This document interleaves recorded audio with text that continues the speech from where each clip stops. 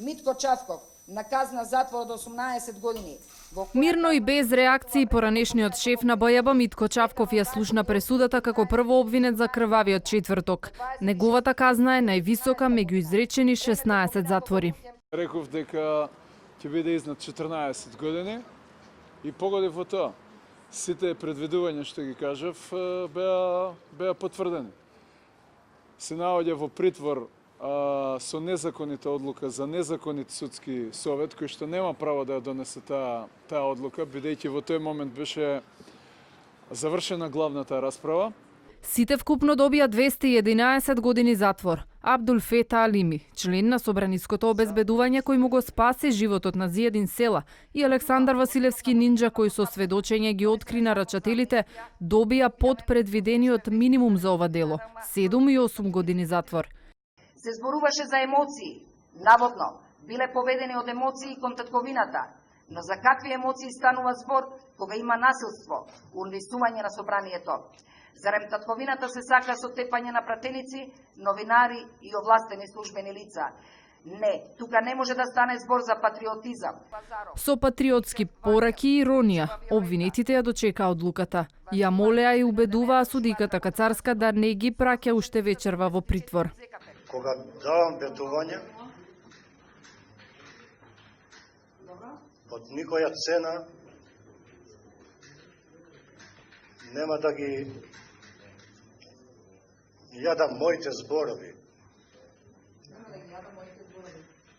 и да ги срамам моите два синови.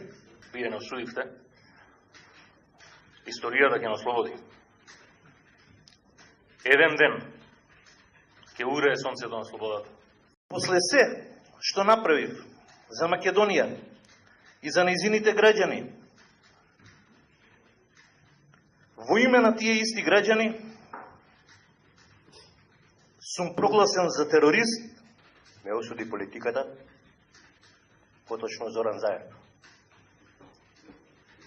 Сега моите две деца ќе знаат кој му го затвори нивниот татко. Шефицата на организиран криминал Вилма Русковска беше отсутна на пресудата. Нејзината заменичка побара, а советот на чело со Кацарска ги прати сите 16-мина од судница за дрешетки. Сметам дека со оглед дека од 17 обвинети за 16 беше донесена осудителна пресуда. Сметам дека во тој поглед како обвинител правдата е задоволена. Најпогодени од одлуките беа семејствата на обвинетите кои повеќе од 4 часа во судница во солзи го следеа последното рочиште од овој процес. Нека не изјавува Кацарска дека било организирано. Ако било организирано, немало да се случи во 18:50. Ке се случило пред да се пее химната. Неправда, невин човек. Еднаш беше човек кој го спасил човекот, а сега да се казнува 7 години затвор, тоа е неправда. Само еден денеска го напушти судот со насмевка и овации од пријателите. Оперскиот пеач Игор Дурловски беше ослободен од обвинение.